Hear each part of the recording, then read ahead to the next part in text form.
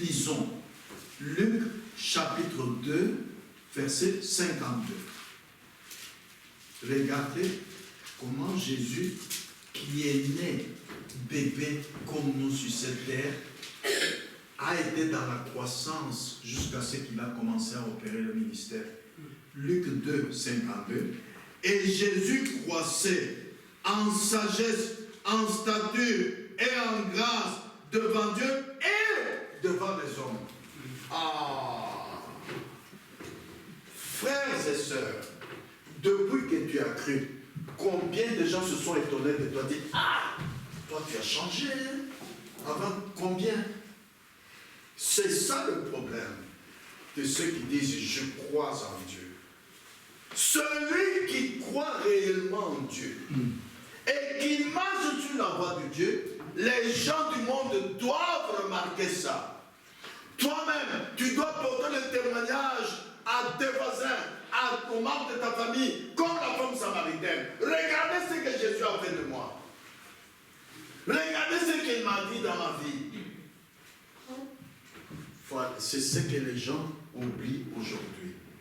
Ils vont à l'église, ils marchent à leur manière. Vous voyez? Ah, c'est ça le problème. L'église devrait comprendre qui elle est. Et doit savoir les droits qu'elle possède. Ce sont des droits. Un garçon comme celui-ci, arrivé à 25 ans, toujours pas de bac, mais il doit le demander à sa maman, à son père.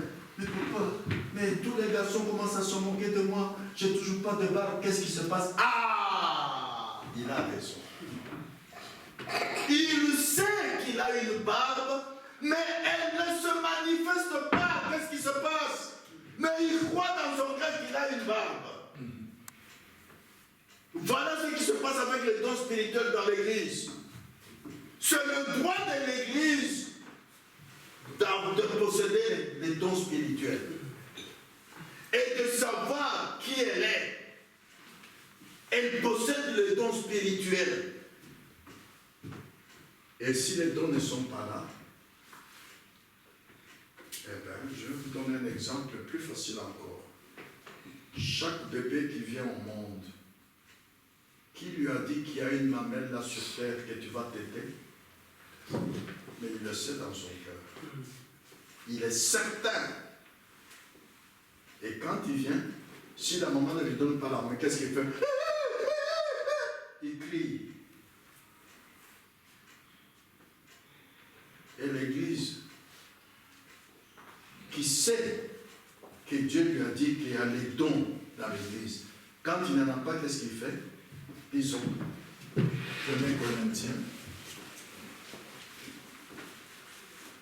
chapitre 12, verset 31. Frère Jean-Marie, tu peux nous lire ça? 1 Corinthiens 12, 31. Voilà ce que les gens ne font pas. Aspirez aux dons les meilleurs, et je vais encore vous montrer une voie par excellence. Ah, c'est certain que les dons sont là. Si du moins tu peux croire, alors tu dois aspirer. Seigneur, les dons, Seigneur, mais j'ai cru, je suis né de nouveau, je suis baptisé de Saint-Esprit, les dons, Seigneur, les dons, c'est toi qui as dit. Mais vous ne le faites pas. Les dons, comme on le dit, il y a le donateur et celui qui prend. Écoutez-moi bien. Si le donateur donne, et que personne ne tend la main pour prendre, qu'est-ce qu'il fait? Il le remet, n'est-ce pas? Ah! J'ai déjà vu quand j'étais jeune, une maman qui a un bébé. Pendant 3 jours, il donne la mamelle au bébé, le bébé ne tète pas. Il a commencé par pleurer, il a appelé les gens. Mais qu'est-ce qui se passe? Je donne la mamelle à mon bébé, mais il ne tète pas. Amen. Dieu, quand il donne des dons, c'est à vous de les prendre. Et il y a des conditions pour les prendre. Tu ne peux pas prendre un don ayant des péchés. Tu ne peux pas prendre un don ne vivant pas la vie biblique. Comme je vous ai dit, une sœur qui a coupé les cheveux veut demander, veut aspirer au don. Mais non, elle n'est pas dans les conditions. Jésus a dit, vous n'avez pas, comment dirais-je, servir 2 maîtres. Christ et maman, non. Vous voyez? C'est ça le problème. Et deuxièmement, l'inverse est vrai aussi. Le bébé peut pleurer, mais sa maman n'est pas là. Il ne va quand même pas téter la maman. La maman n'est pas là. Ou bien, il pleure, ça peut arriver. Le premier jour qu'il est né, la mamelle ne sort pas. Le lait ne sort pas de la mamelle. La maman veut donner, mais il n'y en a pas. Le bébé continue à pleurer. Mais avec Dieu, Dieu, tu ne peux pas aspirer au don. Il te dit, il n'y en a pas aujourd'hui. Il est Dieu. Amen. C'est toi qui n'aspires pas. Ou quand Dieu le donateur donne, tu n'es pas dans les conditions pour prendre, ou bien tu ne tends pas la main pour prendre. Voilà pourquoi nous nous trouvons dans les conditions où nous sommes aujourd'hui. Dieu ne peut pas mentir. Comme je vous l'ai dit, d'un côté, il y a le donateur qui donne, mais si tu ne prends pas, ou si tu ne remplis pas les conditions pour prendre, le don ne va pas se manifester dans ta vie. D'un autre côté, comme le bébé a la mamelle à sa disposition, lorsque le bébé en a besoin, il crie, il réclame. Toi aussi, tu dois aspirer au don. Et si la maman donne la mamelle et que le bébé ne t'aide pas, la maman ne va pas dire, bon, non, elle va chercher comment faire pour que mon bébé t'aide la mamelle. Comment je donne, il ne t'aide pas. Vous voyez? Lisons encore. Dans Dieu amène son Église à la perfection. Le prophète dit ceci.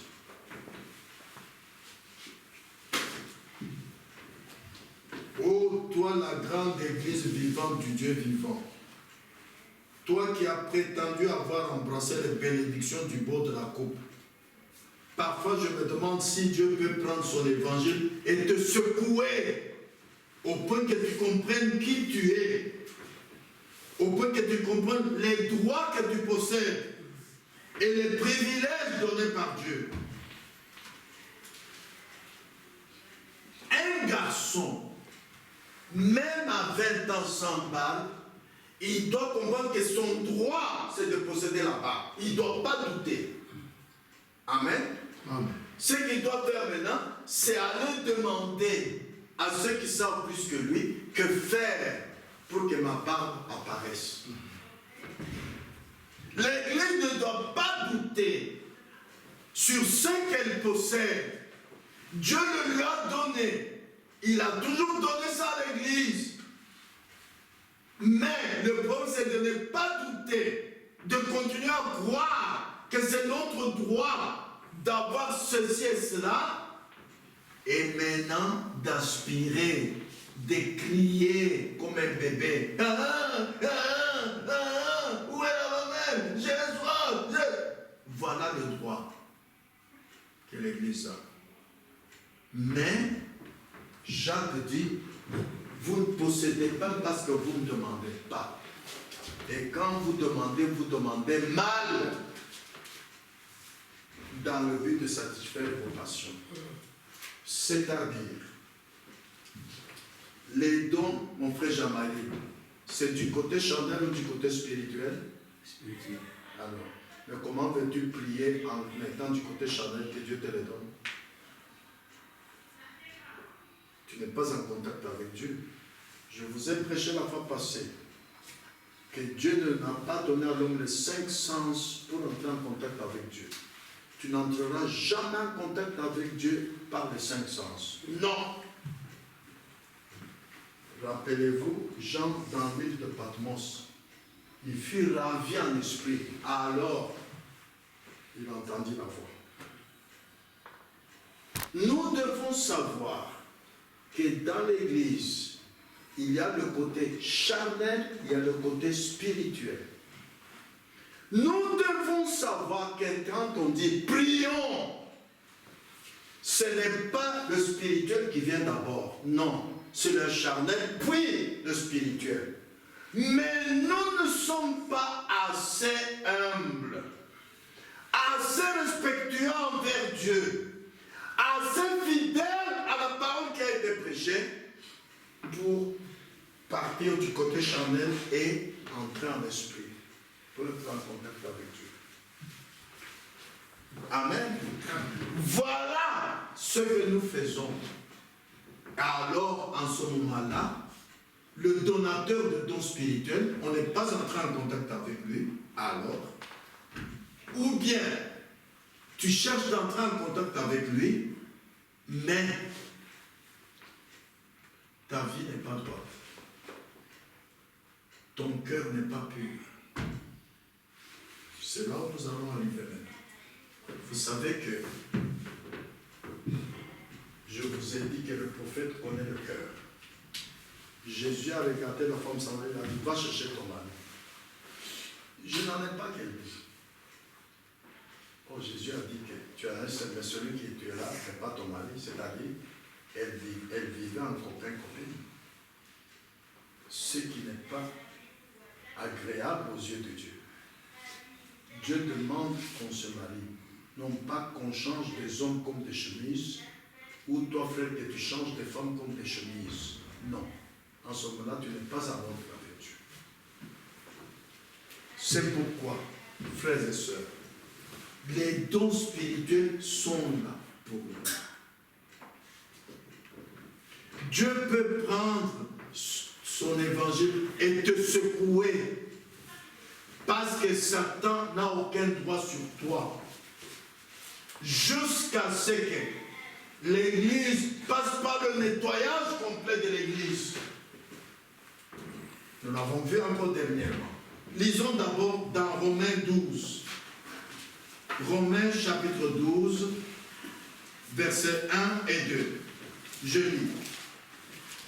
Je vous exhorte donc, frères, par les compassions de Dieu, à offrir vos corps comme un sacrifice vivant, saint, agréable à Dieu. Pas offrir votre corps à Dieu n'importe comment. Offrir vos corps comme un sacrifice vivant. C'est pourquoi dans Luc 1, la Bible parle de Jésus dans le désert. Sacrifice saint, agréable à Dieu, ce qui sera votre part, un culte raisonnable. Ne vous conformez pas au siècle présent. Ne vivez pas comme les gens du monde. Ne vous amusez pas comme les gens du monde. Ne vous habillez pas comme les gens du monde.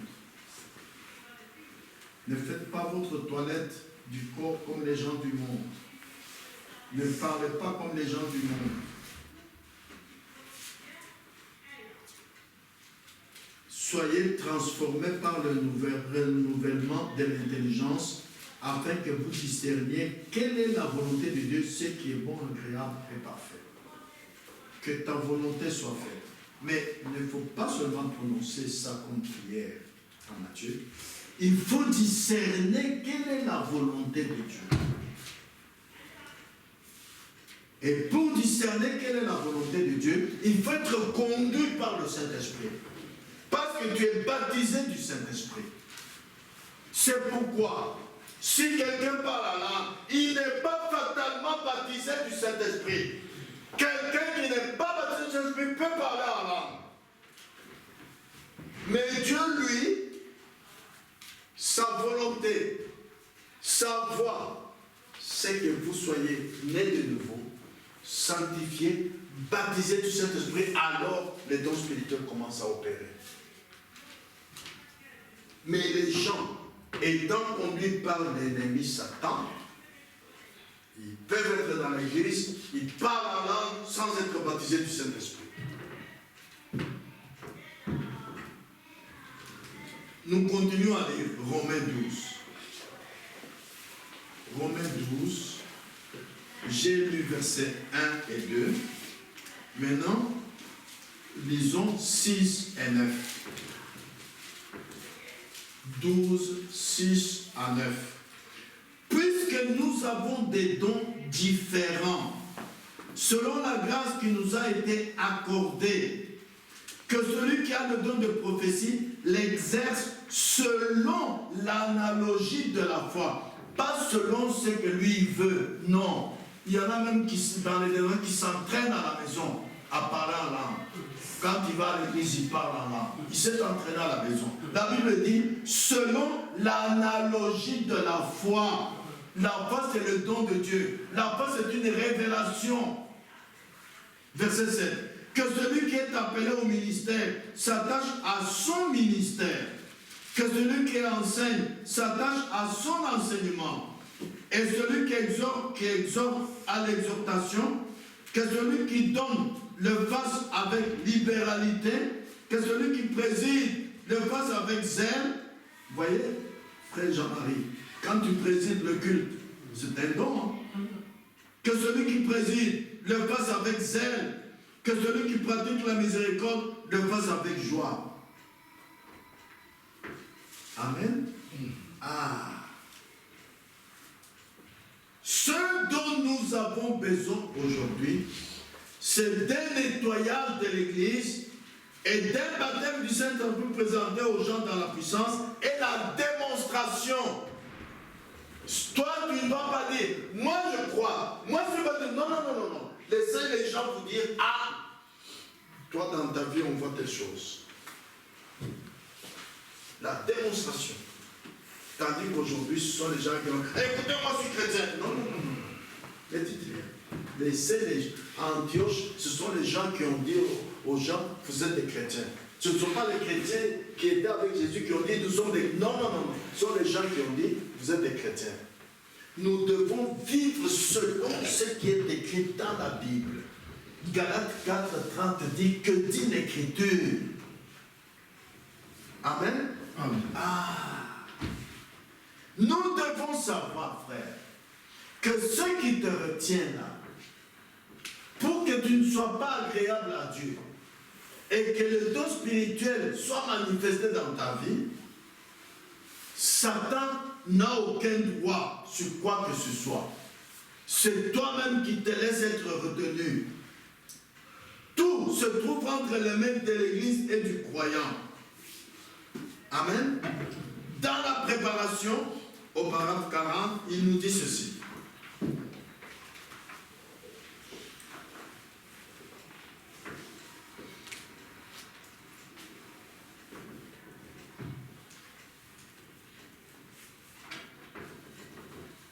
Donc, pour terminer, prenons, ayez bon courage et nous aurons terminé. Croire que Satan n'a aucun droit sur toi, c'est ta foi. Prenez par exemple le fils du roi Philippe, le prince. Il roule en voiture. Pof! Il brûle un feu rouge. Pof! Arrête-toi, donne le feu rouge. Il va dire, attention, je suis prince. Il ne va pas se laisser arrêter. Il connaît qu'il est prince. Il a l'immunité, lui on ne peut pas l'arrêter. Toi aussi, tu dois savoir, mon frère, ma soeur, que tout péché dans lequel l'ennemi t'a entraîné, il n'a pas le droit. À partir de la prédication d'aujourd'hui, tu dois dire à Satan, Satan, toi qui m'entraînes à vivre comme le monde, tu n'as pas de droit sur moi. À partir d'aujourd'hui, je refuse. Amen. Tu as ce droit-là. Parce qu'il n'y a que deux puissances qui gouvernent ce monde. La puissance de Dieu et la puissance de Satan.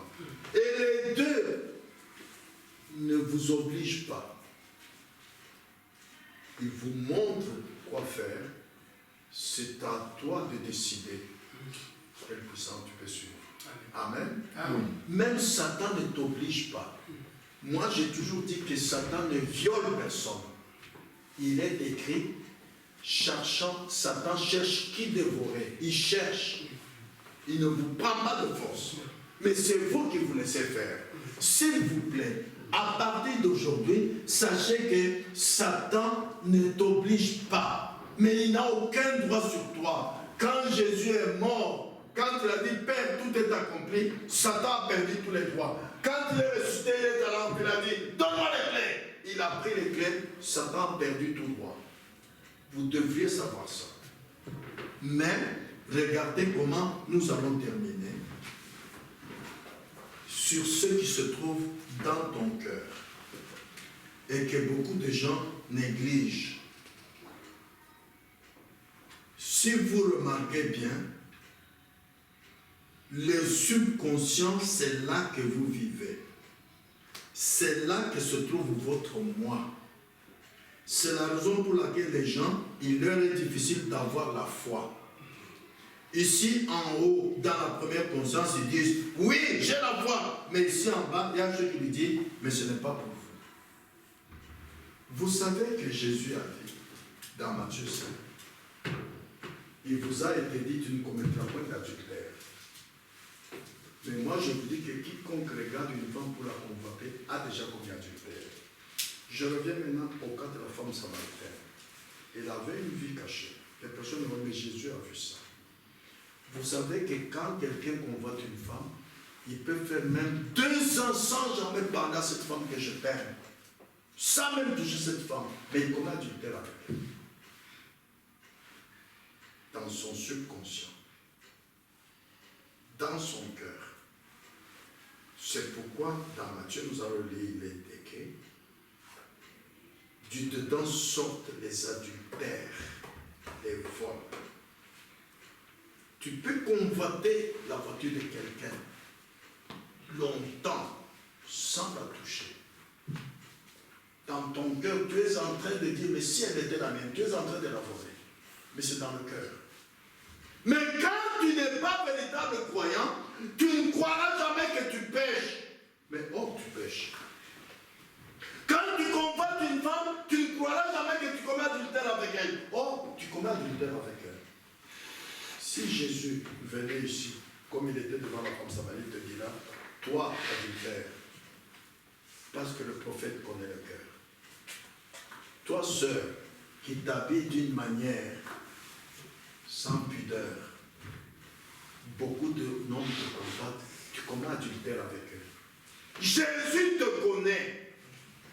Mais comment veux-tu maintenant qu'il te donne des dons spirituels pour qu'il se mette tu te mets à parler en langue ou à avoir des songes ou à prophétiser?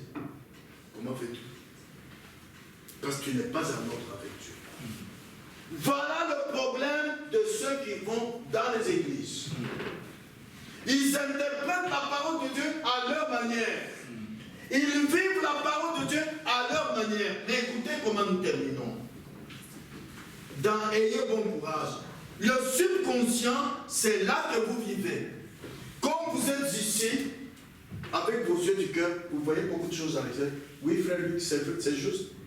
Comme tu es là, tu vois ta chambre. Comme tu es là, tu vois l'école où tu vas.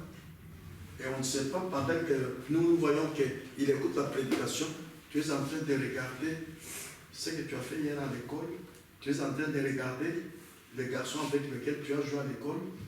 Et nous, on ne le sait pas. Mais Jésus le sait. Voilà le problème. Voilà le problème, frères et sœurs. Écoutez la suite. C'est la raison pour laquelle il leur est difficile d'avoir la foi. Ici en haut, dans la première conscience, ils disent « j'ai la foi ». Mais ici en bas, dans le subconscient, quelque chose lui dit « mais ce n'est pas pour vous ». Écoutez la suite. Lorsque Dieu dit « je suis l'Éternel qui te guérit » et que le subconscient dise, c'est la conscience dise « je le crois », mais que le subconscient dise « es-tu bien sûr ?» alors vous n'irez nulle part. Vous tournerez juste en rond. Il vous faut avoir tous les deux, tout œuvrant ensemble, ici en haut, en harmonie avec ce qui est en bas, au-dedans de vous.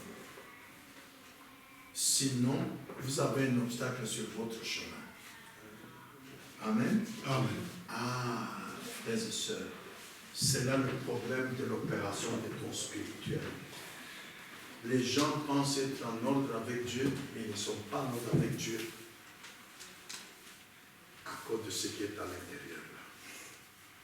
Et de deux, quand nous prêchons, un croyant ne peut pas jouer aux cartes, vous dites Amen, mais votre cœur aime jouer aux cartes. Quand vous allez chez les amis, directement vous jouez. Pourquoi? Votre subconscient aime jouer aux cartes. Moi, je vous donne un témoignage, et nous allons terminer. Moi, quand j'écris ce message, je n'allais plus au bar, mais j'aimais manger en buvant un verre de bière. Je suis resté comme ça, si c'est 1 an ou 6 mois, je ne sais pas. Les frères m'ont vu, j'ai dit, mes frères, montrez-moi l'écriture.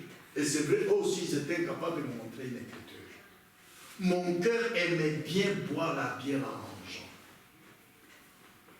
Un jour, un prédicateur visiteur est venu. Il a prêché sur le signe. Et le prophète a dit, jetez dehors les bouteilles de bière, les pantalons de femmes, les jeux de cartes, que ça ne soit même pas dans votre maison. Là, ça c'était, ah. Alors, moi, j'ai parlé à mon subconscient. Toi, en mangeant, tu prendras avec ta main la bière et tu mettras à ma bouche. Moi, je ne prendrai pas. Moi, je me suis mis en désaccord avec mon intérieur. Et jusqu'aujourd'hui, je ne crois plus. Voilà ce qui arrive à beaucoup de frères et sœurs. Il est en combat, en conflit avec son intérieur. Rappelez-vous le message, la plus grande bataille jamais livrée. La parole de Dieu dit, un croyant ne joue pas aux cartes, tu dis Amen, mais ton cœur aime beaucoup jouer aux cartes. Tu es incapable d'arrêter de jouer aux cartes. Tu ne demandes même pas conseil au prédicateur, frère. J'aime beaucoup jouer aux cartes. Chaque fois que tu prêches, je dis oui, mais bon. Et tu ne demandes même pas conseil. Pourquoi? Parce que tu n'aimes pas abandonner ça. Alors ça, c'est un frein pour l'opération des dons spirituels. Il n'y en aura pas dans ta vie. S'il y en a, ça vient du diable, pas de Dieu. Il faut d'abord que le subconscient et la conscience soient en harmonie, les deux. Disent oui à la parole de Dieu, Amen. Alors Dieu te bénira. Amen. Que Dieu vous bénisse. Amen.